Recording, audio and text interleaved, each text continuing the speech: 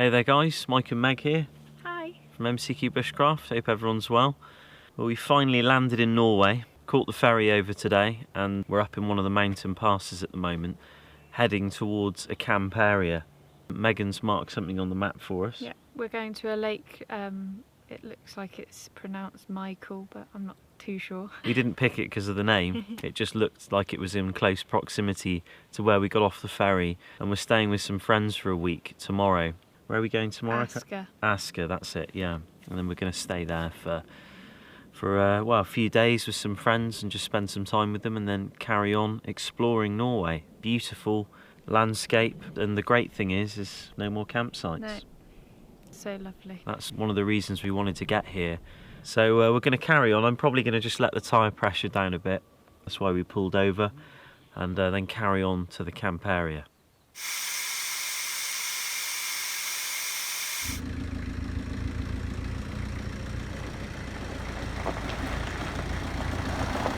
We drove for another 20 minutes. This was our second visit to Norway, the first time as backpackers along the west coast. But I'm sure regardless of where you are in the country, the scenery is always breathtaking. When we reached the camp area that Megan had pinpointed on the map, it was clear that it was a very popular location. The weather was unusually hot this year in Norway, and lots of people had come to the lake in their camper vans to enjoy the weather. One side was very crowded, and one of the benefits of being in a 4x4 is we could navigate to the less popular side of the lake, where the ground was boggy and the rocks were uneven, and it just meant using a few stones we could level out the suspension and have a quiet area all to ourselves.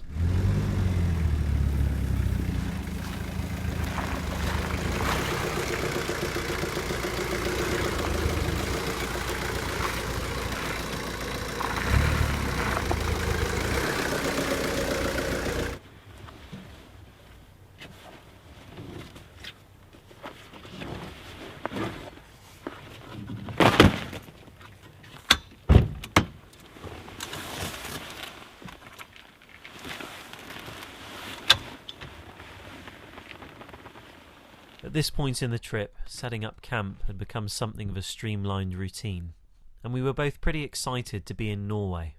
It really marked the beginning of an adventure for both of us. But after camp was set up, Megan made a really nice lentil curry for our dinner, while I washed our clothes and took advantage of the good weather.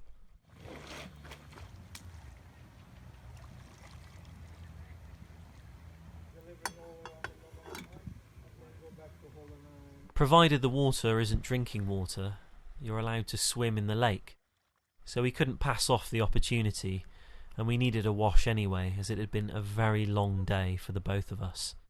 Shortly afterwards, though, we were invited over to a local Norwegian's caravan where he offered us a drink, and we told stories to each other of our travels before calling it an end to the day.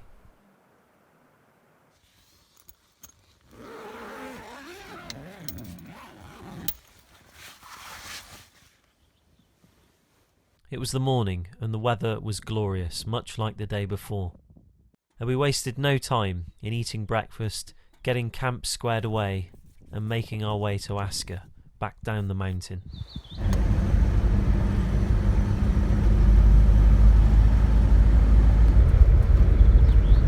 But before we reached Asker, we decided to pull over at a picturesque stop at the side of the motorway, and Megan had a go at completing a jigsaw puzzle that we had on the rear window of the vehicle. That is a very interesting beetle. That just landed on my head. Wow.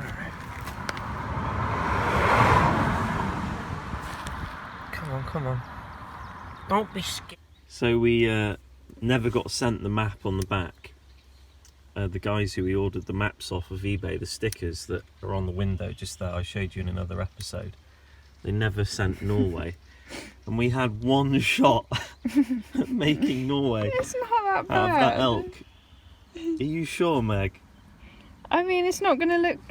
The ones on there aren't very good. It looks like a turkey drumstick. I can go in... Oh, I can cinch in more there. Mm. That's all right. Nah. It'll It'll have do to be for now. stuck over Sweden like that. Yeah. To like... And then once we find one, it needs to be torn off and burnt. After sticking on our turkey drumstick, we carried on to Asker. But on our journey stopped off at an outdoor store called Biltema. It was literally the store of my dreams. They had everything from tools to car parts, exhausts, outdoor equipment. You could literally spend an entire pension in there. But my shopping experience didn't last long, as Megan quickly dragged me out the store, as we were short on time and we needed to get to our friends in Asker. It was great to get to Angie and Marius's house and finally see them again. It had been over a year since we'd last seen them, and their daughter Emilia had grown up quite a lot, as kids do in those short periods of time. Megan's a natural mother and seems to bond with children almost immediately, whereas in my case they tend to just look at me and run to their mother. We did a lot of cycling around the local area, which was great fun, and also on the odd occasion I joined Megan for a run. We also ran a bushcraft afternoon for Angie's primary school class out in the woods. It was nice to take a break. I had fun trying not to draw scary things on the chalkboard in the garden, and Marius also let me use his garage so I could give the Jeep a once-over, just have a look at it and see how it was doing so far in the trip.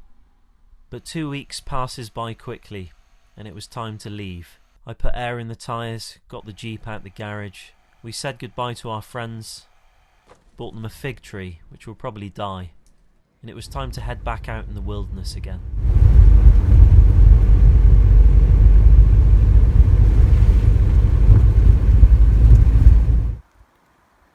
Meg's using Google Translate to tell us. Artillery range, shoot and training areas, shooting range with numbering. I don't know what. It won't tell you what the last one is, will it? Come on, what's blind? What's that? No. After finding out the zones where we could and couldn't go, we set off into the mountain to find a nice place to camp.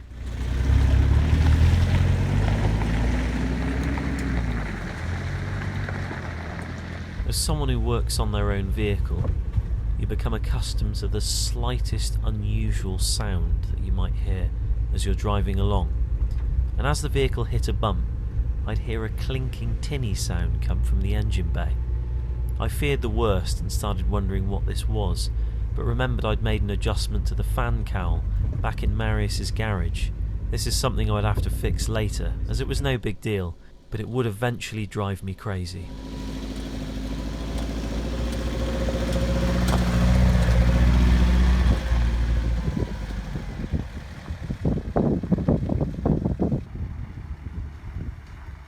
But after some picturesque trails and 20 minutes of driving, we found a location by a lake which we liked the look of.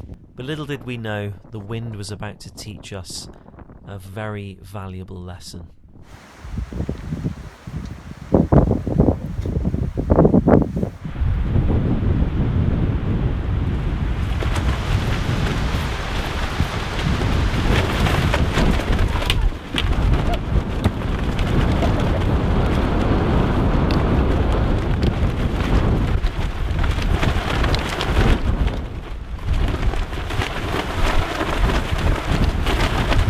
Could have been a lot worse than it looked, as Megan was in the roof tent when it folded back on itself. We were very lucky to get away with no injuries and minimal damage. It could have destroyed the roof tent. We still had another 4 months of living in it to go, and it was a lesson for the future. Do I get some of your tea? Absolutely not. Why have you drunk yours so quickly? Because I gave you more. Did you? Or did you just drink it quickly? So our luck with the weather's finally run out. Yeah. We said in the last video it'd just been amazing weather the whole time. Last week it was like 35 degrees. Scorching. It was really, really hot. We were like, please let it rain, and now we really do take that back. Yeah. I mean, rain's cool, but it's the heavy winds that's a problem. Makes putting the tarp up difficult. It's already damaged our roof tent, which is a shame, not the material. It cracked some of the plastic edges. Don't worry about me though. Yeah, Meg was fine. I knew she'd be alright. She's tough. The roof tent isn't. We've weighed the ladder down with some tree stumps and some rock, like big boulders, just to try and put that weight on it. It's all a learning curve, and you know, if you're watching this video and you're going to buy a roof tent, then you won't do that, and you won't have cracked plastic edges like us. No. But it's not the end of the world. So the weather's supposed to chill out. We're just going to have a cold dinner that we can't really be bothered to cook. No, we've had some pretty good meals Yeah. as well while we've been with our friends, so I think, you know, one cold dinner is not going to hurt. Yeah, we've had some serious meals. I've been eating for 2, so I'm sure I'll live. Some avocado, cheese, and cheese on Yeah, crackers, and that sounds nice. I think that would be quite filling. Yeah. After a bite to eat, we retired to the roof tent. It was amazing how comforting the roof tent had become on this trip. It was like our place of sanctuary. Hopefully it'd still be there in the morning.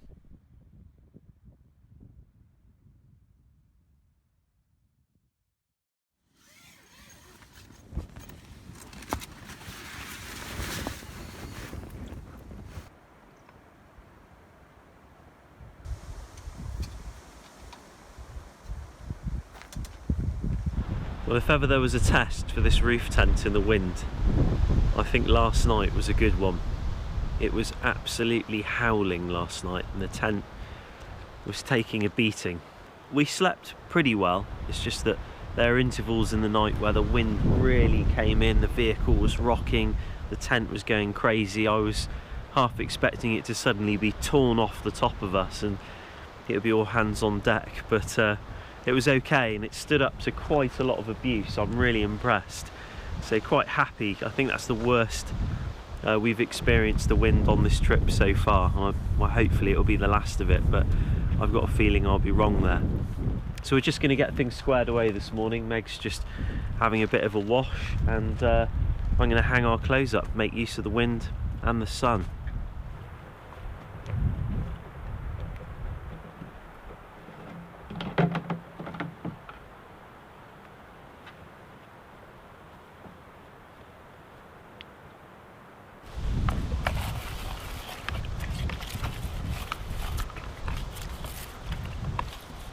Despite how useful the wind was at drying our clothes and our tent given the rain the day before, we both made the decision to pack up camp and find a new location that was a little bit more sheltered. All of our gear was taking a beating, even the camera gear.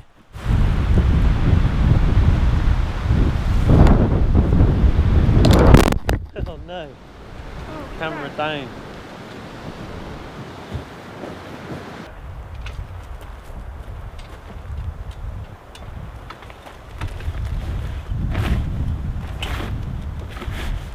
Yeah.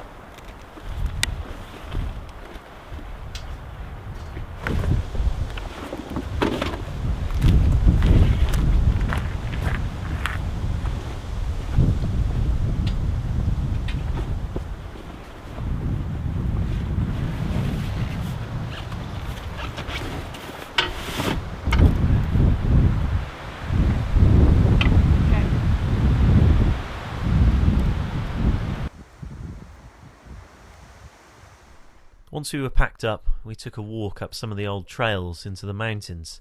Megan wanted to do some photography, and I was keen to see some of the wildlife. I've always had a great fascination with insects, and always enjoyed seeing them in other parts of the world.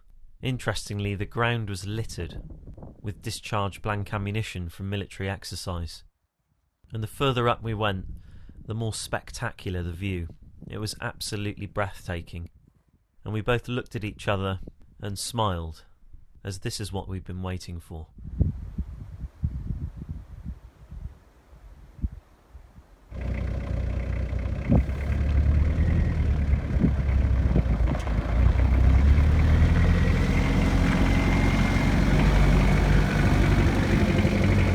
Once we finished hiking, it was time to keep heading west. Another hour's worth of driving, and we found a new camp location that looked almost perfect.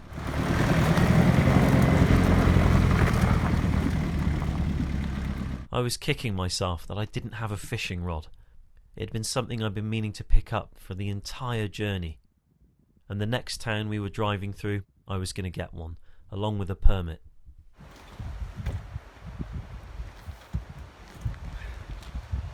Actually, don't have any chocks, so chocks rocks.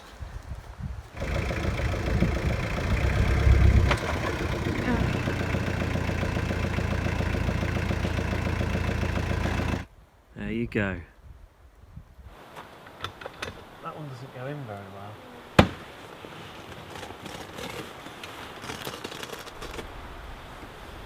The bed's disconnected.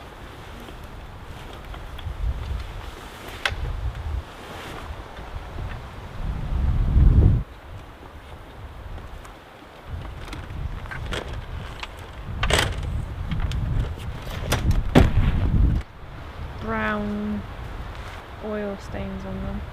What, I don't think stains? we'll ever get that out. Oil stains are so unusual. Or dirt I mean, in a vehicle stains. like this, you'd think it's the last kind of vehicle you get oil stains in. They might not be oil then. I could tell Megan was a little tired. It was unusual for her to miss my sarcasm, but our sleep was broken the night before by the wind. Megan wanted to wash the bed sheets, so we took a walk down to the lake to fill up the washing machine, aka dry bag. I also filled up the solar shower just so we could have something hanging up that we could use to wash our hands if we needed to. Hey Mike, do you think it'd be nice? Stop making fun of me. This is technical. The engine's not that hot anymore, so we'll give the camp shower a bit of a boost. This is normally how we do our washing line. Just run from there over to here.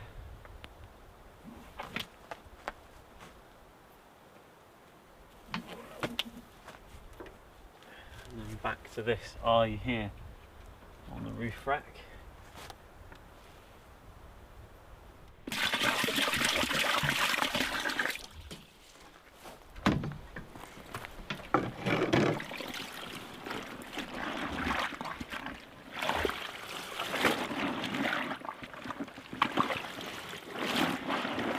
Do you know any washwoman songs?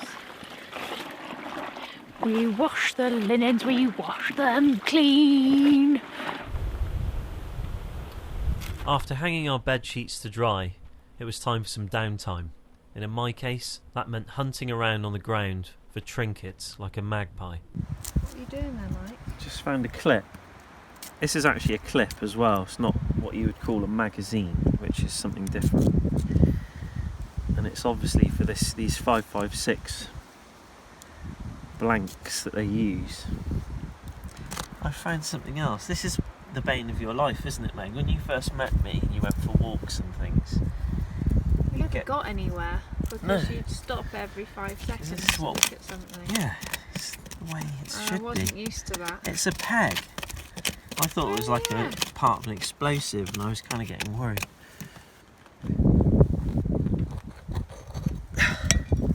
That is the biggest peg I've ever seen. It's a huge Are you peg. happy with your treasure? No. We could use it though.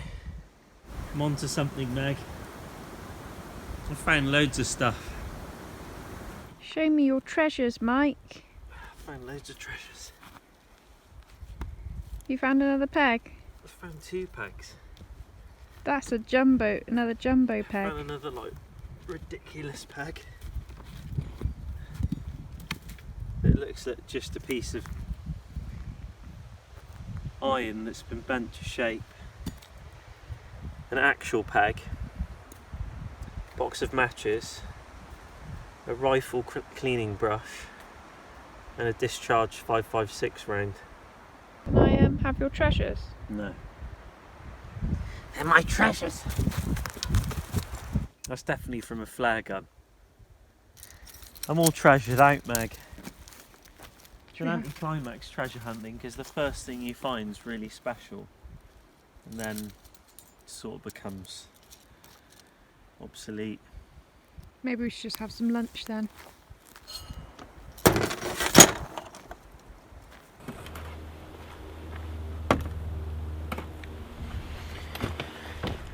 We sat down for a bite to eat, and afterwards I couldn't help but turn my camera rig into a minigun and quote Jesse Ventura lines from the film Predator.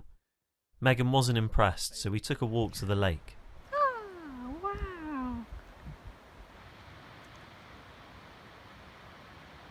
We had a look at some of the plants and bushes that were growing around the lakeside, and other tracks and signs that other wildlife had been here.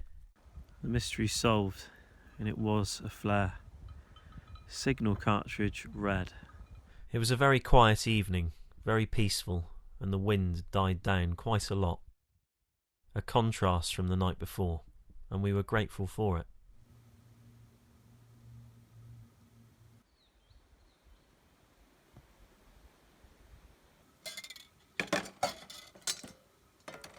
Megan had something special planned for us today, so we got camp packed up and made tracks out the mountain.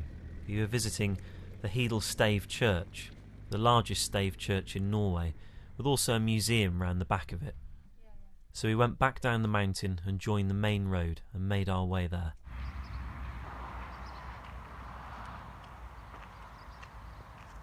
When we arrived, the church was very, very impressive from the outside. There was also a wedding taking place, so we had to wait a while before we went in. But once we got in there, you had to admire the time and work that went into producing a structure like this, and what it must have meant to people, and still does. And from what I'd read, it was produced from Pinus sylvestris, what we call Scots pine back in the UK. The thing that I enjoyed the most, though, was seeing the traditional farm that was about 500 metres back from the church, showing a more traditional way of Norwegian life, from a farming perspective mainly. They had lots of things on display, cooking implements, copper pots, bedding. It gave you a good insight and feel into how people used to live and still do in certain parts of the country. But we'd finished sightseeing for the day, and it was time to head back up into the mountains and find somewhere suitable to camp. Meg had marked a mountain road, and we followed the road driving alongside the river, where we could find a suitable location to call home.